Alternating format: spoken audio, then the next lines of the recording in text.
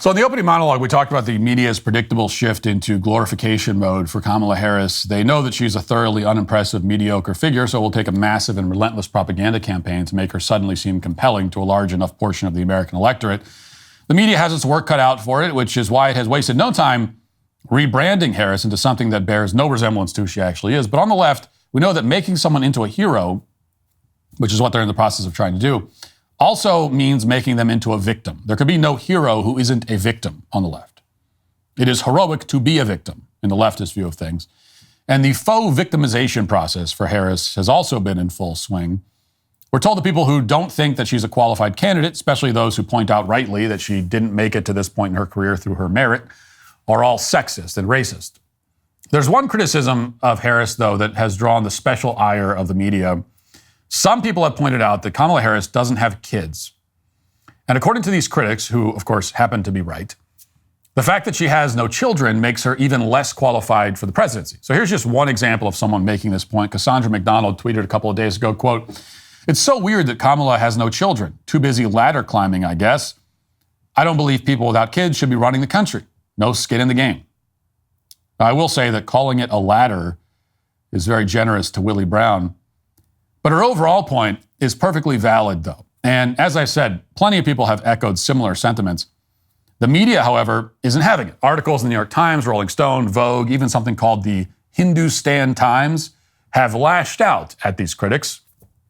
Reading now from the Rolling Stone, Kamala Harris has not given birth to children and is therefore unfit to be president of the United States. Appears to be the first line of attack the GOP has come up with since the presidential race was upended this weekend when President Joe Biden dropped out, which is so predictable that it borders on laughable, except if the last decade has taught us anything, it's that the GOP is deadly serious in its endeavor to turn onion headlines into political platforms and subsequently laws. First of all, Kamala is not childless, nor does she appear to be miserable. Whether she owns a cat is unclear. And even if she were, this would not make her less than human, less than woman, less than capable, less able to successfully run the country, unquote. Vogue agrees, adding, quote, "It should go without saying that how a person creates or finds family has nothing to do with their value as a person, nor their fitness as a public servant. But more to the point, would a male presidential candidate ever be raked over the conservative coals for failing to reflect the one man, one woman, 2.5 children family structure that American culture has idealized since the Cold War? James Buchanan was famously a bachelor after all," unquote. Meanwhile, the New York Times responds with a historical rebuttal. Quote, "If elected, Harris wouldn't be the first American president with no biological children. There were 5 others: George Washington, James Madison, Andrew Jackson, James Polk, and James Buchanan. Warren Harding had a child out of wedlock and publicly denied paternity. That he was the father was confirmed by DNA testing almost a century later. But more to the point, if you think that the concerns of parents and families will always be abstract to someone who doesn't have children, you're telling on yourself. It's not simply that, by all accounts, Harris has a close, loving relationship with her stepkids. It's that it's possible for people who have basic empathy to understand the needs, aspirations, and concerns of fellow citizens who aren't exactly like them, and to commit to their well-being. It should go without saying. Having children doesn't necessarily make you a better person." Well, that did go without saying, which is why you didn't need to say it, and no one is claiming otherwise. I've never heard anyone claim that people with kids are necessarily better people than those without them. That is not the argument. Being a husband, father, and host of my own show means life never slows down. Imagine trying to eat 31 different fruits and vegetables every day. That sounds miserable and time-consuming. Sometimes I just want an egg sausage McMuffin, and I want to be able to have that too. But with Balance of Nature, fruits and vegetables, there's never been a more convenient dietary supplement to ensure that you get a wide variety of fruits and vegetables every day with 31 different whole fruit and vegetable ingredients. Balance of Nature takes fruits and vegetables, they freeze-dry them, turn them into a powder, and then put them into a capsule. You take your fruit and veggie capsules every day, and then your body knows what to do with them. Go to balanceofnature.com, use promo code Walsh for 35% off your first order as a preferred customer, plus get a free bottle of fiber and spice. That's balanceofnature.com, promo code Walsh. So let's go through this point by point. First of all, yes, there have been other childless presidents before, but if you count Warren Harding, it's been 100 years since the last one. If you don't count him, it's been 150 years. So the history cuts against you here. I mean, it's accurate to say then that nearly every U.S. president, nearly everyone, has had children. And over the past century, every U.S. president has had children. Now, sure, George Washington is one of the greatest figures in American history, president or otherwise, and he didn't have children. But there are exceptions to every rule, and I have no problem accepting him as one of them. I'll put it this way. If Kamala Harris was the second coming of George Washington, I would not be at all concerned about her lack of children. But she isn't. Okay? Not even close.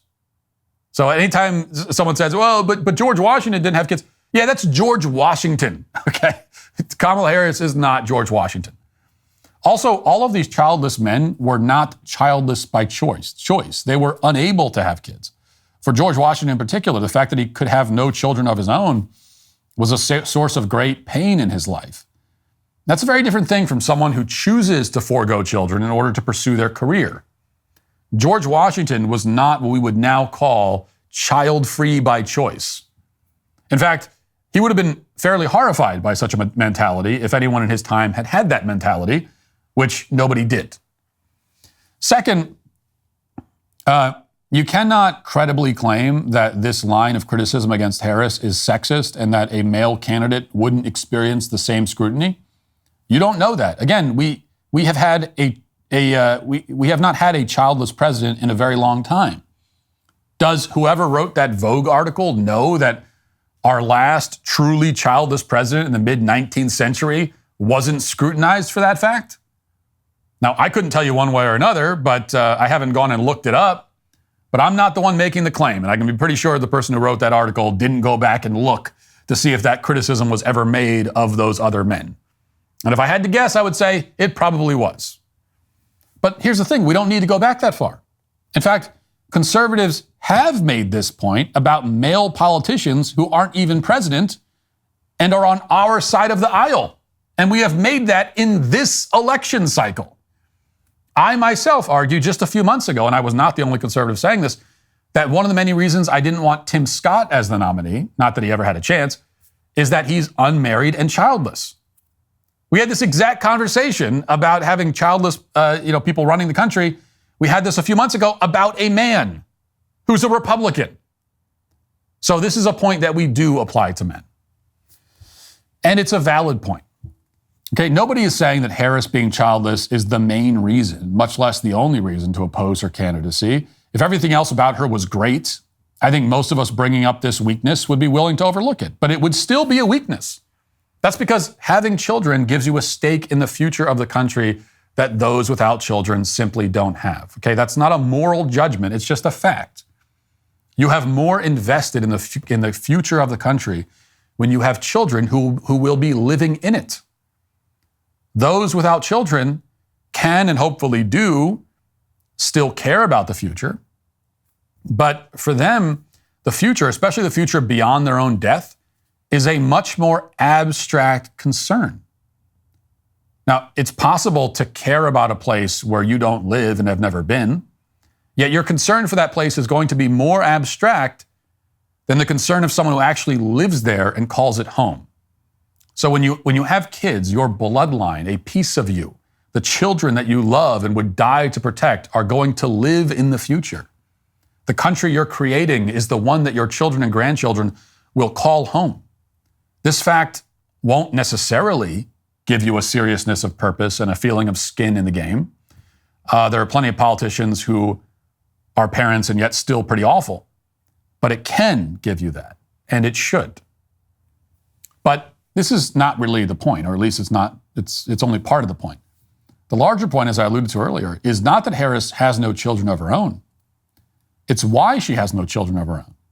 She's a woman who has chosen to dedicate her life to her own personal ambition and career advancement. She has lived a very self-serving life. The lack of children is a symptom of that. Certainly not the only symptom.